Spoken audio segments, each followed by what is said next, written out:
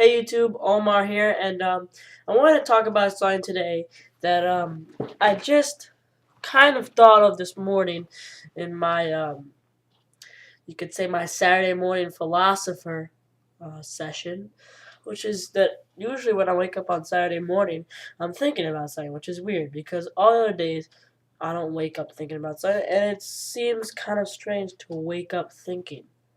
Anyway. What I was thinking about this morning is that all of my six favorite sports teams, the New York Mets in baseball, the New York Giants in football, the Knicks in basketball, NBA, in college football and basketball, the Washington Huskies, and the Islanders in hockey, all necessarily have the same classification, which would be my definition of a mediocre team. Now, every sports fan has a little bit of a different rendition of what a mediocre sports team is, but I'll give you um, my feeling of what mediocre sports team is, and you can comment on what you think it is below.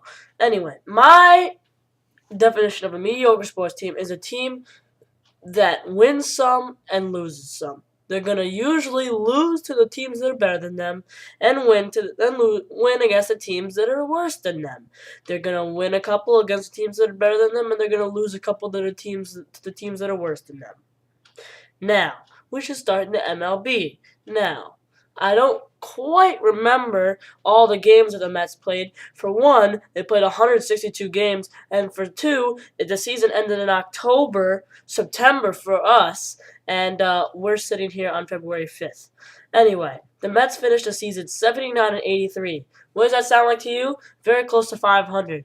What do they call that? Mediocre. Another mediocre, you could put a bullet point under your mediocre definition for me, and it'd be near 500 team. A team that wins some, loses some, wins some that are unexpected, and loses some that are unexpected. Just my definition of a mediocre team.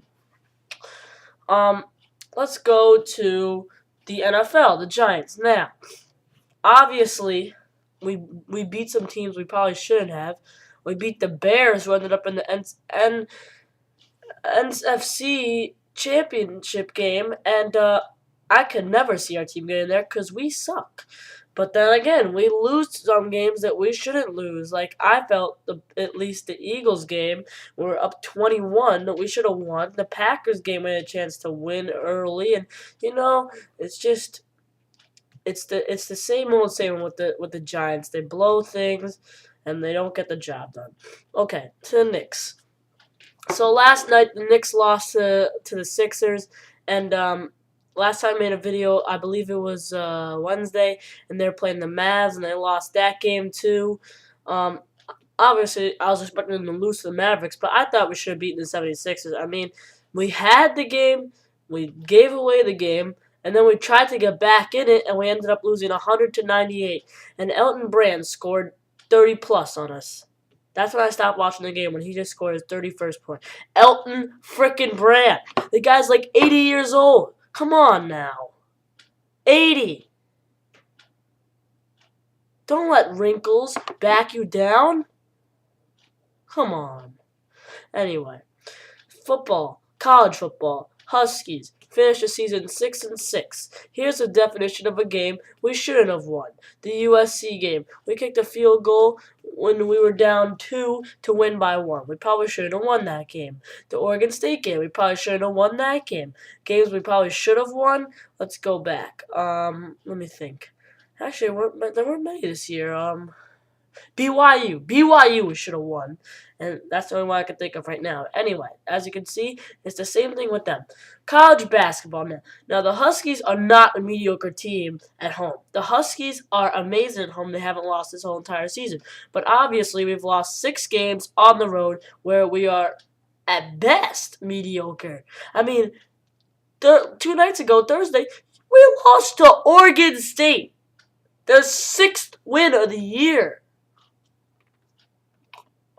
Come on now. 6 wins.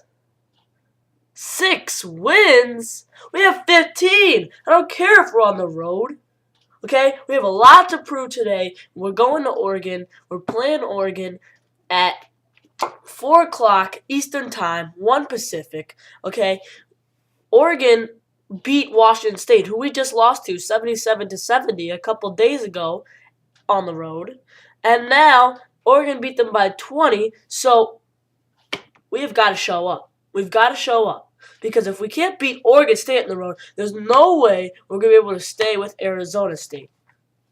Anyway, continuing. Last, the Islanders. Okay, the Islanders are probably right now, yeah, I'd say so. They are probably the worst of my 6 favorite teams that I follow. Their record is 16, 28, and 7 overtime losses, which is 16 and 35. So they're losing basically 2 out of every 3 games, which means the thing is about the Islanders is you could consider them mediocre too, because they lose to teams that are better than them most of the time, not all the time, but most of the time, and they beat the teams that are worse than them most of the time. The only problem is there's not many teams worse than them.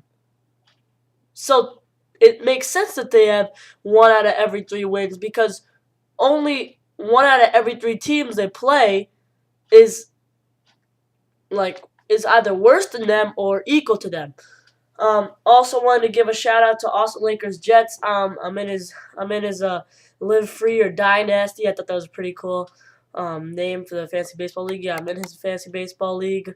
My team, I have joined. Honestly, I was the last person, but I was pretty busy over this week. My team name is the Tennessee Tsunami. Don't get the wrong impression. I don't live in Tennessee. I live in New York City. Okay.